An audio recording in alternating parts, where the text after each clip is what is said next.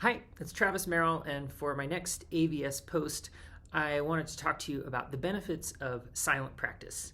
Now, when I say silent practice, what I really mean are exercises that you can do on the instrument that make very little sound or no sound at all. And I found this kind of work really beneficial when my daughter was born. We lived in a small place. A lot of times the only time I could practice was when she was sleeping. And since I didn't want to wake her, I started to think about all the different exercises I could do on the instrument without making any sound. And what I've discovered over the years is that these are great ways to warm up. They're also great ways to get back in shape if you have taken a layoff, or if you're on vacation, you don't want to have to take a long time to come back to playing the instrument. You can do some of these things even away from the instrument and still get some benefit.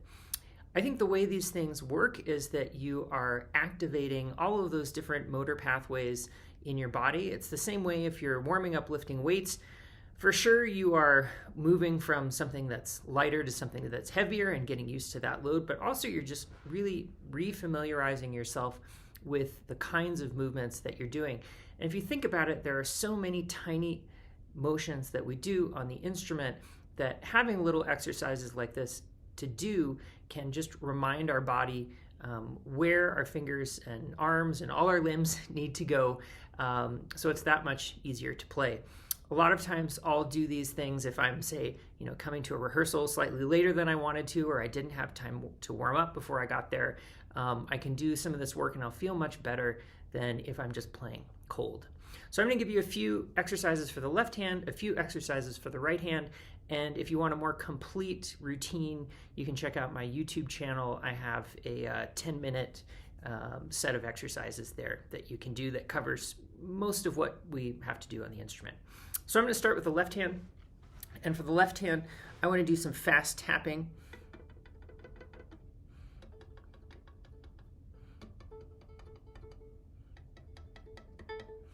So this is just warming up my finger action, and you can do this both independent fingers, so you're not holding down any fingers at all, and also holding down fingers and in various finger patterns. So I'll do first finger down, tap my second, tap my third, tap my fourth. And then I'll do other combinations where I have all my fingers down and I'm just tapping one finger in place. This is really great for finger independence. For more complicated versions of this, you can put fingers on different strings. This is very much like Dunas or Simon Fisher's warming up. Then I'll also do half-step slides. This is great for warming up your vibrato, but also for warming up the motion that you need in order to move your finger when you're playing out of tune or playing an accidental or accidentally out of tune. The next ones I'll do are for shifting. So for these ones, I'm going to put my third finger lightly down on the A string. I'm going to slide all the way up and touch my nose. The nice thing about this one's working on long shifts, but it's also ensuring that my instrument is in a plane where I can shift easily. A lot of times I like to hold my instrument really low, which makes shifting long a lot harder. So there's that one. You can also tap up the string, which kind of puts those two things together. This is a Paul Roland exercise that I really like. Yeah. For vibrato, I've got warming up my arm vibrato. Different fingers can go different speeds. For my hand vibrato, I'm not pressing my finger down at all here. I'm just going on top of the string. Again, I can go at different speeds. As I go faster, I'll get smaller. And then I also like to practice tapping to vibrato. This is a Roland idea, linking the trilling motion with vibrato. So I'm tapping very fast, and then that tapping turns into vibrato. Those are some basic left-hand ones. For the right hand, I'm going to start with my bow hold. First, just going to tap my fingers to make sure that they're all loose and balanced. I'll do some little tick-tocks, feeling the pinky initiate the motion. If you want a harder version, you can do it in the air. This puts a lot more pressure on the pinky. I'm going to do some circles with my bow. I'm going to go in both directions. I'm going to do some scissors. So for scissors, the bow is going to come towards me and away, towards me and away. If I hold it this way, you can see how this helps with the changing the angle of the bow. I'm also going to do some figure eights. Thanks, Christian, for this one. I'm drawing figure eights in the air in both directions. For me, this one and the circles are really working to find a bow hold that is both flexible and firm, so that I have the strength that I need to play forte, but I also have the flexibility to be very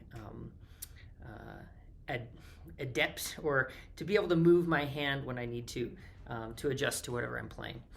Then a couple quick other bow ones, silent bow placements. So I'll start at the frog, go to the middle, go to the tip. I'm going to do the same thing, but this time I'm going to wiggle the string from left to right to ensure I've got really good contact with the string. I'll do the same thing on a different string now with weight. So I'm bending the bow hair around the string. This is for sound production. I'll do the same thing at the tip. I'll practice rolling across all the strings. This is for our large string crossing motion of the arm as a whole unit. Do that in different parts of the bow. And I'll do rocking. This is the small string crossing motion. Do that in different parts of the bow, different strings.